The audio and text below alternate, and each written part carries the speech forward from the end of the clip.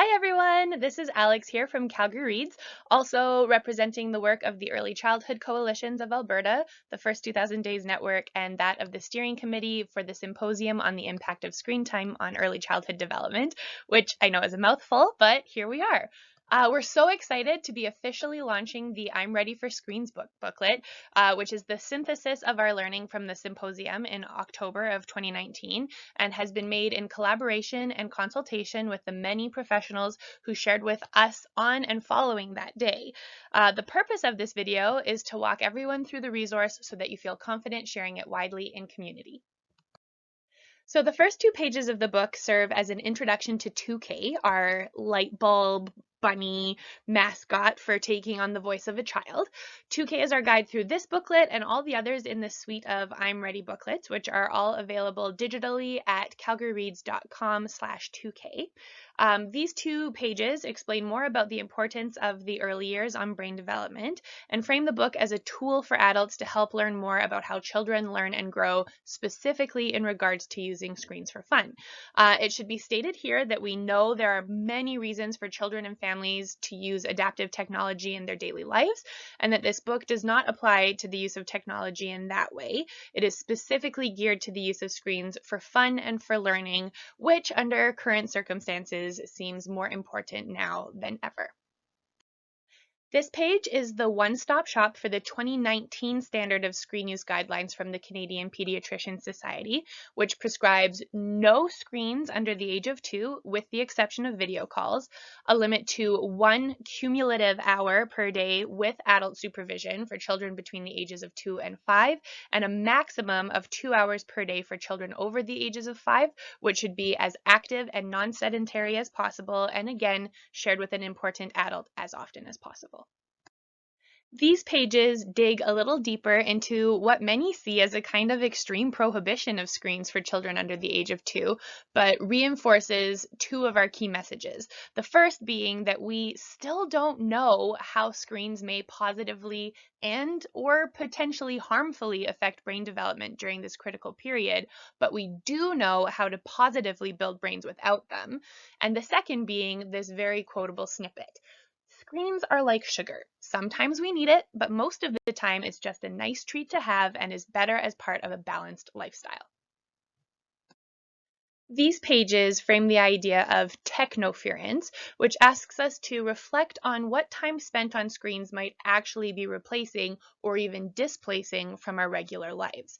We want to specifically ensure that screens are not displacing time spent in active play and developing physical literacy skills, time spent conversing with each other and building children's speech and communication skills, time spent exploring with our senses and interacting with the world in a 3D way, which screens just can't do yet, time spent with other important people, learning about what safe and loving touch and closeness feels like, and ensuring that it's not interfering with healthy sleep and other necessary bodily routines. The following 10 or so pages are broken down into the 5 developmental domains as set out by the Early Development Instrument. For our purposes, we call them doing, physical health and well-being skills, playing, social competence skills, feeling, emotional maturity, learning, which is language and cognitive development skills, and expressing, which are communication skills and general knowledge. Each of these pages summarizes what healthy development in that area should look like, and then has recommendations for screen use that bolster healthy development in that domain. Next up, we have another tool from the Canadian Pediatrician Society, which is the 4 M's of screen use: managing, meaning making, modeling, and monitoring. We paired these tips with 2 sets of stats that really jumped out from the work of the Determinants of Child Development Lab. The first being that the #1 predictor of screen overuse in children is screen overuse in the important adults in their lives, underscoring the absolute necessity for modeling healthy screen use. And the second being that in a survey of young children, 50% of kids said their parents used their screens too much, and 36 expressed in some way that their parents are often distracted by screens, which is to say, distracted away from interactions with their children in a way that their children notice and feel is significant. Page 22 features an interactive tool that we've adapted from healthychildren.org, which is a customizable family media plan.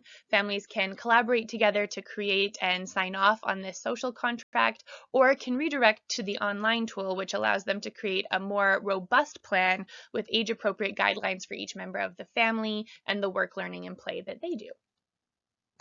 On this page, we've got the recommended sleep hours chart that comes from the Canadian 24-hour movement guidelines, because one of the key learnings from the symposium and one of the most easily identifiable technoferences in our own lives is that none of us are getting enough sleep. Page 24 is a list of helpful links to further resources for families and professionals, including redirects to many of the resources we've highlighted in the booklet. And page 25 is a list of the specialists that we've consulted with in the creation of this booklet, which represents the presenters at the symposium, consultants that we've reviewed the content of the book with, and professionals in areas that were not necessarily represented at the symposium, but with whom we collaborated after the day to round out recommendations in each domain. There's also a page for notes. The back pages of the booklet include one more oh-so-quotable snippet, this one from Anya Kamenetz, telling us to enjoy screens, not too much, and mostly with others, as well as an acknowledgement of the partnerships that made the Screen Time Symposium and the production of this book possible: the Calgary and Area RCSD, Calgary Reads, Calgary Regional Consortium, the Early Childhood Coalitions of Alberta, and the First 2000 Days Network. Finally, there is a link to the digital copy of the I'm Ready for Screens and all other I'm Ready booklets, which are again available at calgaryreads.com/2k. The final thing to know about the I'm Ready for Screens booklet is that it comes with a couple of caveats. Each package of booklets comes with the printing guidelines for anyone to be able to replicate more high-quality copies of the booklet, as well as a one-pager that outlines our specific recommendations for using this book as a tool. We want to highlight the need for hard copies of this book whenever and wherever possible, because that really reinforces the message that we need less digital time, not more. We also don't want these booklets to exist in a vacuum. They should, as often as possible, be accompanied by a conversation from someone who knows what these booklets are all about. Those key messages include an emphasis on serve and return relationships and using screens with children, and an attitude of non-judgment. We are, all of us, playing catch up to screens, and this is part of a wider movement to find the healthy balance for everyone.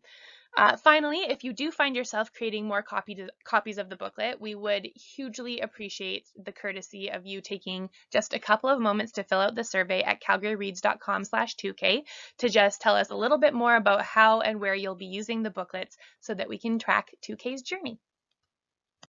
Thank you all so much for taking the time to watch this video. We're so pleased to finally have this resource available for community and to learn about how you use it.